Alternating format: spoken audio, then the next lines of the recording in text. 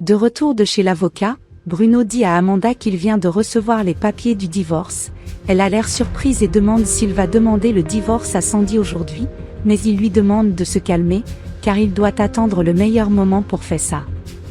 Amanda n'a pas aimé qu'il dise qu'il devait attendre et a dit « Bruno, tu ne peux pas attendre un jour de plus, il m'a promis que quand il aurait les papiers du divorce, il lui parlerait. » Bruno lui demande de bien vouloir attendre encore un peu qu'il parle au bon moment, mais elle ne l'accepte pas et lui dit de se séparer au plus vite, de préférence aujourd'hui. Bruno accepte alors et dit « Je n'arrive même pas à croire qu'on va être ensemble maintenant, jusqu'à la fin, n'est-ce pas ?» Elle répond que c'est très bien et était encore plus soulagée, les deux sont heureux que les choses fonctionnent pour eux et sortent pour célébrer. Plus tard, Bruno rentre à la maison, jette les papiers du divorce sur le comptoir que Sandy nettoyait et dit d'une voix grave « Tu vois ces papiers ? C'est de notre divorce, je veux que vous le signiez. » Elle est surprise et dit qu'elle ne comprend pas ce qui se passe, alors Bruno répond que c'est exactement ce qu'elle voit et veut qu'elle lise chaque ligne sur ses feuilles et signe. Bruno commence à expliquer qu'il ne veut plus, parce que le mariage ne marche plus depuis longtemps. Sandy ne réagit pas et il dit « Donnons-moi une réponse, dis quelque chose, tu vas être silencieux. » Essayant de rester calme, Sandy répond « Que veux-tu que je fasse ? La décision me blessera, mais vous avez déjà décidé que non. » Il exprime du soulagement et dit qu'il pensait qu'elle ne réagirait pas bien au début, mais qu'il sait que c'est le mieux pour eux deux. Cependant, Sandy impose une condition, « Je veux que tu restes un mois de plus avec moi, continue à soigner moi comme avant au début du mariage, prenant le café au lit et dormant à la maison et après ce mois j'accepte la séparation et tu peux vivre ta vie. » Bruno est surpris par l'état et demande ce qui se passe s'il ne fait pas tout ce qu'elle veut et elle répond qu'elle veut faire ça pour passer un mois très calme pour leur fils, pour qu'il ait de bons souvenirs et Bruno accepte, puisque c'est pour le fils. L'autre jour, il est allé préparer le petit déjeuner et quand tout était prêt, il s'est dit « Waouh, nous étions si heureux, il semble que c'était hier que je lui ai fait du café tous les jours. » Il se rend en souriant dans la chambre pour apporter un café à Sandy qui le remercie d'avoir conclu l'affaire. Bruno lui tend l'assiette et dit qu'il a même aimé l'affaire car cela lui a rappelé un peu le début de leur mariage. Elle lui fait l'éloge pour ses efforts et il répond qu'il fera en sorte que ce dernier mois en vaille la peine. Bruno remarque alors qu'il est temps d'aller travailler et dit au revoir de partir, mais avant de sortir, Sandy commence à tousser et, inquiet, il demande « Ça va ?» Elle lui répond qu'elle se sent mal et qu'elle a un peu mal à la tête, mais qu'il peut y aller, il accepte et s'en va. Un mois plus tard, Bruno se rend chez Amanda pour parler et parle de l'accord d'un mois qu'il avait avec sa femme et elle demande « Bruno, je ne te comprends pas, on avait tout prévu, pourquoi tu me fais une chose pareille ?» Il lui demande de ne pas rendre les choses encore plus compliquées, car il a déjà pris sa décision et n'a rien d'autre à faire.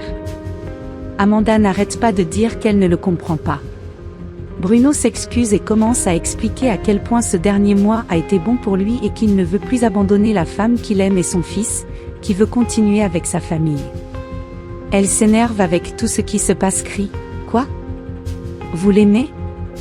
En précisant qu'il l'est, Bruno répond qu'il aime complètement sa femme et qu'il reviendra vers elle.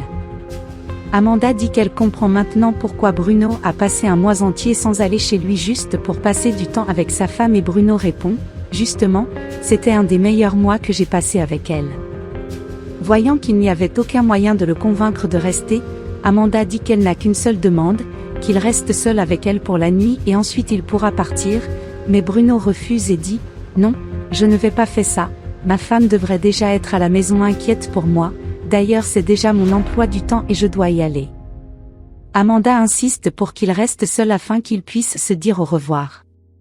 Elle convainc Bruno d'éteindre son téléphone portable pour qu'il ne reçoive pas d'appel de sa femme. L'autre jour quand il se réveille il se rend compte de ce qu'il a fait et quand il regarde son portable il est effrayé par l'heure et le nombre d'appels manqués qu'il a.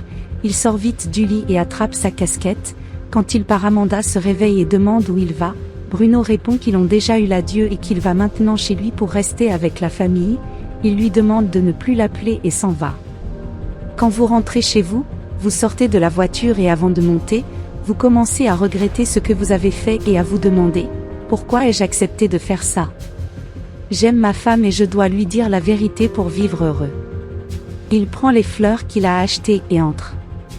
En arrivant à la maison, il remarque qu'il y a beaucoup de monde et quand il regarde, il voit qu'ils sont au sillage de sa femme qui est au milieu de la pièce, mais sans y croire, il commence à demander ce qui s'est passé et à jouer avec elle pour tenter de la réveiller.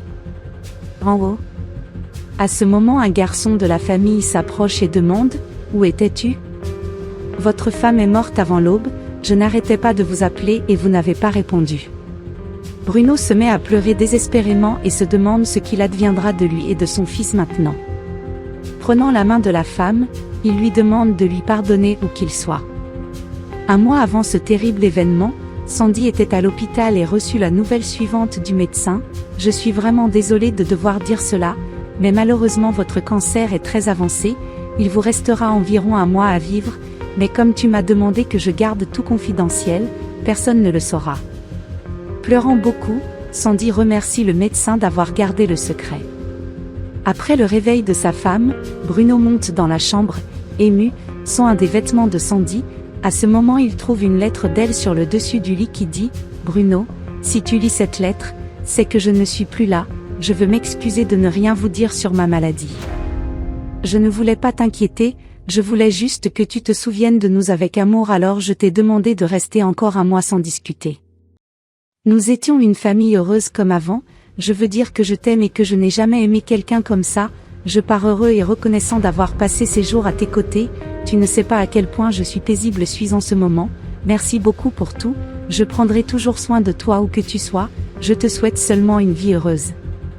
Ne perdez plus de temps, chérissez qui vous avez à vos côtés avant qu'il ne soit trop tard et que vous le regrettiez, la vie n'est qu'une et il n'y a pas de retour en arrière.